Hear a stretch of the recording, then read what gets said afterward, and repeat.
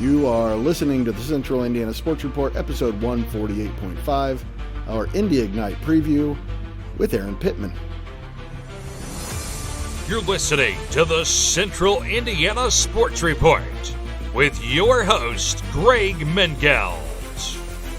Welcome back to the Central Indiana Sports Report, Aaron Pitman. It's been a while. He's here today to talk about a new professional volleyball league and a franchise in Indianapolis, the Indy Ignite. Aaron, the day I was talking to you and you mentioned it, that's the first day I'd ever heard about this, but it seems like it should be a really fun thing to watch. Yeah, absolutely. The Ignite had their first match ever as a pro franchise this past Saturday night at the brand new, beautiful Fishers Event Center up in Hamilton County. It was a fantastic night, sold out crowd. I think more and more people are starting to learn that Indy now does have a pro volleyball team, but they're checking it out.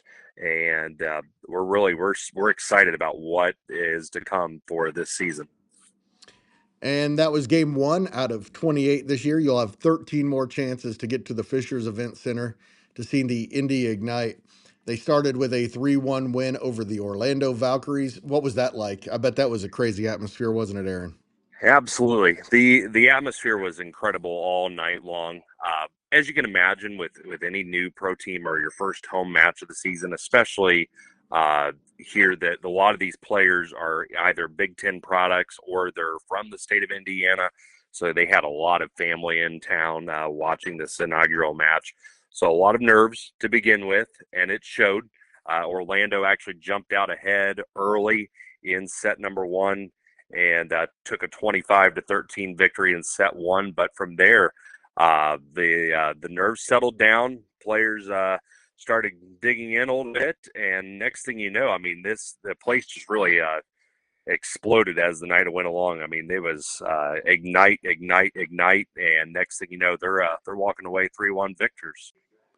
And Aaron, they're at home again on Thursday, so a real quick chance for everybody to get out and see them in Fisher, so not a far drive, against the Grand Rapids Rise. Tell me about what you're expecting from that and a little bit about this league and what it's all about. Yeah, absolutely. The Ignite have some solid players on the team. They've got a nice mix of rookies and veterans on this team. If you're looking to get out to Fishers Event Center, tickets are not very expensive to get in the arena. And if you haven't had the opportunity first to be inside Fishers Event Center, it's an intimate facility. The top row is actually only 25 rows high, so there's not a bad seat in the house. As I mentioned, tickets start at $30 and then work their way up as you get closer to the floor. But we're looking forward to the second night of the Ignite here in Indianapolis and Fishers Event Center. Grand Rapids, obviously, it'll be our first time ever playing Grand Rapids. The Ignite have quite a bit of talent, as I mentioned, and starts with Lecator member Minna, the outside hitter for the Ignite. She burst onto the scene Saturday night and immediately has become a fan favorite. 5'8" out of Pittsburgh, outside hitter. And if you haven't read the story yet about Lecator and her journey here to pro volleyball, I highly recommend you do so. She was responsible on Saturday night for 27 of the Ignite points. She had 25 kills on her own. And the Ignite only scored 88 points in the entire night. So we're talking, she was responsible for nearly a third of the team's points. On the other side is Johnny Teeler, 5'9" opposite hitter out of Kentucky. She was responsible for 19 kills herself. So 44 of the team's kills coming from Teeler and from member Minna. It's going to be a challenge, even though on paper the Ignite should be able to pull this one out. They're going to have some challenges. It starts really with Sheridan Atkinson, the opposite hitter from Purdue and Long Beach State. She actually started her career at Long Beach State, then made her way over to Purdue to finish her career. She's a seventh-year pro and really what makes her such a difficult challenge is she is 6'5". So when you're Whoa. talking about Lecator member Minna being 5'8", there's a 9-inch difference. It's going to be quite the battle in the front row on Thursday night. But a homecoming then for Raven Colvin, though, Heritage Christian product, Wow. former Purdue middle blocker. She is with the Grand Rapids Rise. You might recognize the name Colvin. That would actually be the daughter of former Yes. New England Patriot Roosevelt Colvin. So it's going to be a lot of fun. I'm expecting another big crowd, a lot of energy. I mean, there were times on Saturday night you could barely hear yourself think. It was Wow. that loud, and I expect it to be that way again tomorrow night at the Fishers Event Center. And I hear there are a couple of really local kids. I call them kids. I'm 50 now, Aaron. Uh, Yes, there are some local players on this team as well. So Carly Scott, outside hitter, 6'1", from Michigan. She is a former member of the Carmel Greyhounds, and mm, she was a 2014 state champion with the Carmel Greyhounds. So she's on the team. And then one of the local heroes as well, the libero out of Minnesota, Kylie Murr, number mm. 6. She is a former Yorktown Tiger up there in Delaware County. So Remember two her. Indiana players. Yep. And she's very talented. She had a great night as well for the Ignite. She's really all over the place for them on Saturday night. But a lot of talent on this team. I mean, I could go on and on. I mentioned Lecator member Minna, Johnny Teeler. There's some outstanding defensive talent as well. Sydney Hilly comes to mind. Really, those points on Saturday night do not happen without Sydney Hilly. She is everywhere on the floor. But we're yet to see Anna DeBeer as well. You might remember Anna DeBeer if you're a volleyball fan. She was a strong talent for the Louisville Cardinals. Unfortunately, she had an injury and was unable to play in the national championship match.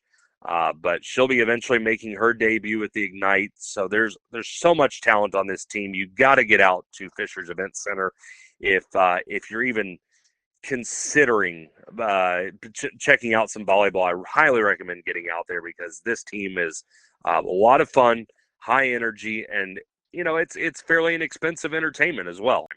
I would think if you were going to start a nationwide volleyball league, that Indianapolis would have to be one of your places to go because there are a lot of volleyball fans around here. Absolutely. I mean, Indiana is a volleyball state.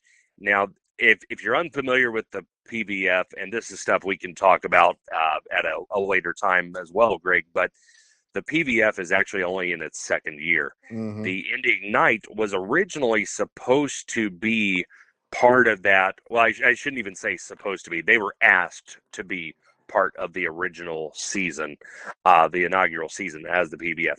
But the Ignite, the ownership, leadership team just felt it was best for the brand, for the marketing, to really give it a year and let's make the launch happen and then build the team, build the roster, get the right coaching staff in here.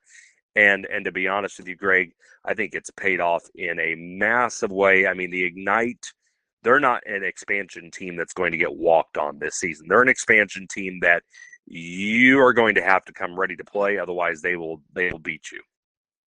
Looks like they got a pretty good TV contract too. That's always key for startup leagues. Some games on Fox, some games on CBS Sports Network, and we recommend that you go out to the Fishers Event Center. But if you can't, the games are also this one on Thursday on YouTube. Absolutely. All of the events will be at minimum televised through YouTube. But yes, there are a number of national TV games, whether it be through FS Sports or CBS Sports Network. And then, of course, Greg, this is something you may not know about, but Indianapolis is the host of All-Star Match, which is Nice. February 22nd as well. You will get to see the absolute best volleyball players in the world right at Fishers Event Center, 1:30 p.m. If you can't make it out for that, it is also televised nationally on CBS. So And when be is sure to that? watch that. That is Saturday night, or excuse me, Saturday afternoon, rather, February 22nd. Yeah, as we mentioned, 28 game season, 14 games at home, but don't wait, get out there Thursday night because Indiana is great at supporting sports, and we want this team to stick around. Absolutely, and I think the Indy Ignite and the PVF have built a strong enough business model and been able to draw in the fans enough already that this is going to be a long partnership together with the fans, the PVF, and the Indy Ignite. Thank you so much to Aaron Pitman. By the way, he is the PA announcer for the Indy Ignite. Always great to hear from him. And thank you for listening. Please like, subscribe, or follow, and tell a friend about the Central Indiana Sports Report. Central Indiana Sports Report is a product of ITG Media. And I love Susie.